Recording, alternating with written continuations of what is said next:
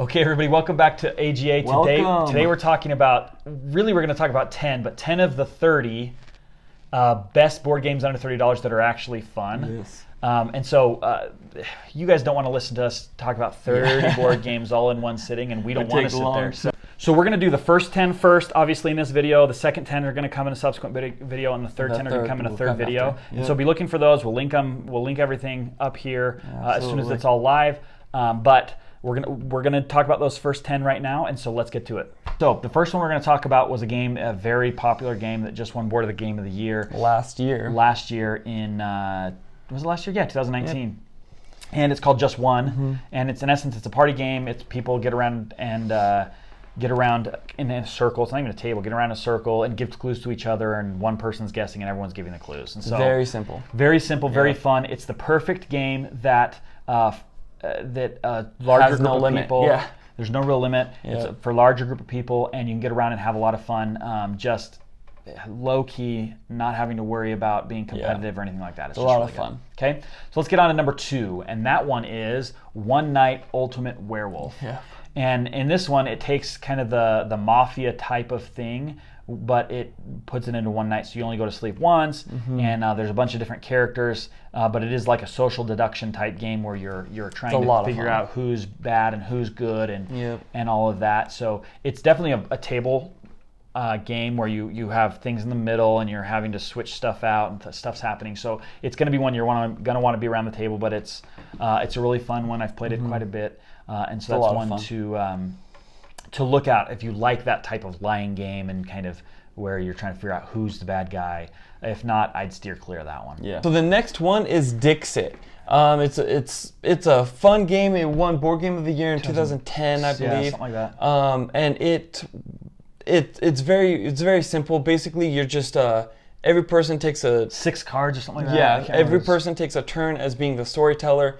You have to submit cards, and then everyone has to pretty much guess as to which card is the correct card. Yeah, and that's exactly right. You know, if I'm the storyteller, I tell a story, then everyone submits a card that has to do something with that story, and then you line them up, and everyone tries to detect which one was the original story. You get different points depending on what happens and who guesses what and all that. But it's really fun because you get to make up a story. It can be a really long, ornate story. It can be one word. It can be whatever. So really, really fun on that one. So I really enjoy that one. It's a lot of fun. Let's go to the next one. The next one would be number 4, and that is Llama. Llama was runner-up actually last year after JustOne, the one we just mentioned a few ago. And Llama's a little bit different. It's definitely a different style where it's just this draw pile, discard pile. Everyone has 6 cards that they're trying to get rid of throughout that round of the game.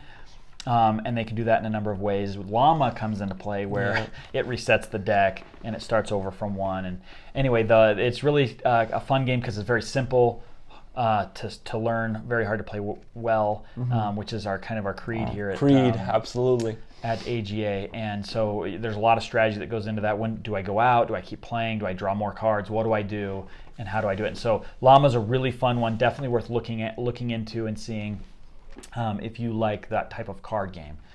Okay, next one is Santorini, which is a little bit different. Santorini is a really fun game. I don't think it won anything off the top of my head.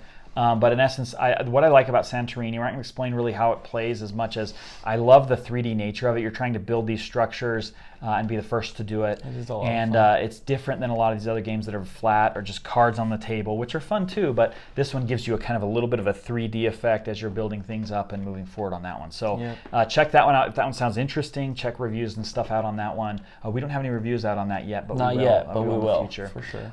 So yeah. So let's move on to the next one. I'm going to let you talk about that one because this one's a good one. Yes, the next one is Carcassonne.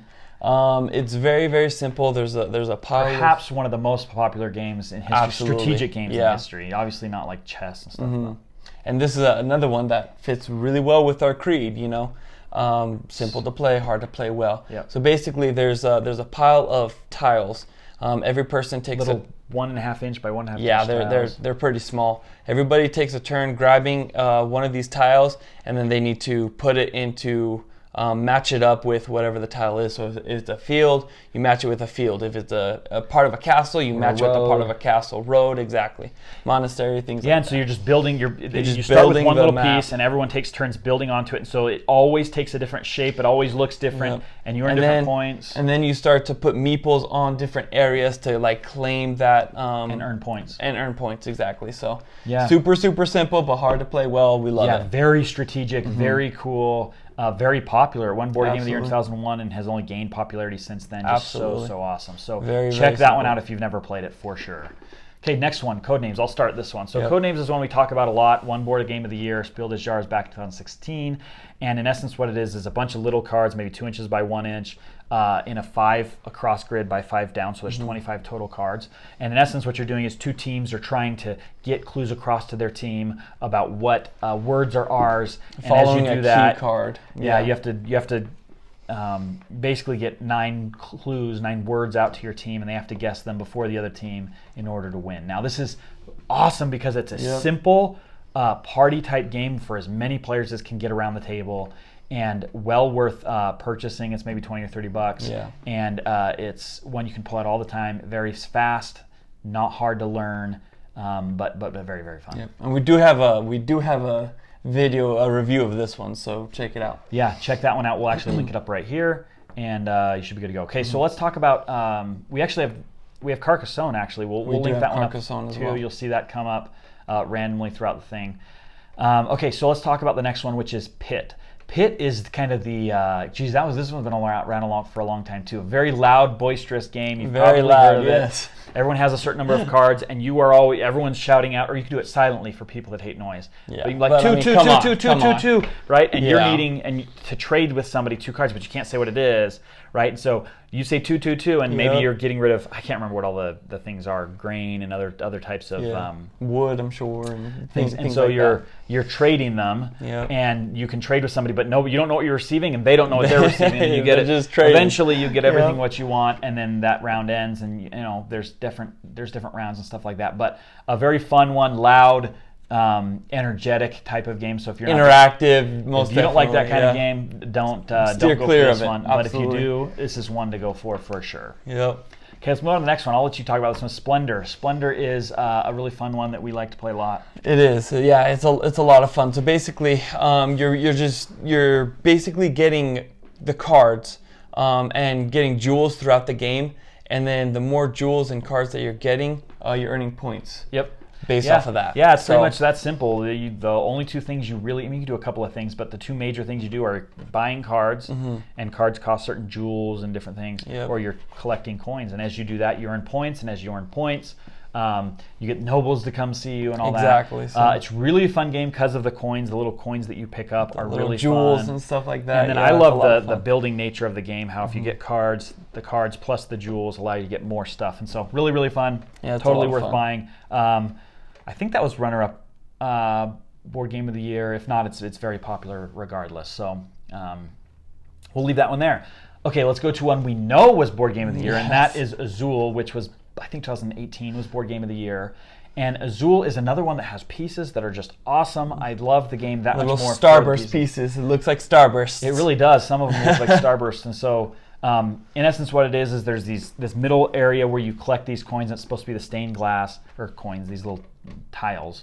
You collect the tiles, you put them on your board, and depending on what you do and how you do it, you earn points based on getting tiles across and down and all the same type. Yep. You earn points that way. Now this was one, I will say, this was one that I was very skeptical about at first. I thought that looks really stupid. Me too. And then I played it and I was like, oh my gosh, I was stupid for thinking that was stupid. Yep. So it's a lot of fun. Don't count it out just because of that. You'll see pictures rolled in here as we're talking, but just know that it's well worth looking at if it's something that even slightly looks interesting to you. Yep. Okay, you guys, that is the first 10. Hopefully that you agree with that. If not, that's totally fine because this is total opinion anyway. Yes. But these are ones that we see, we play a lot, ones that we see that other people that we play with enjoy a lot as well. And so, like I said, the other 2 videos are going to be coming up pretty soon, so watch for those. But like, subscribe, comment down below. Give us your Please. feedback. We like the engagement. We love the engagement. That we just can get a good idea of, a lot of thumbs up means you guys are liking this. A lot of comments down below, participating shows us the same thing. And then obviously, if you're liking the content, subscribe. Absolutely. I guess we have nothing else to say other than thanks for being here, guys. We'll see you Love you. next time. See you later.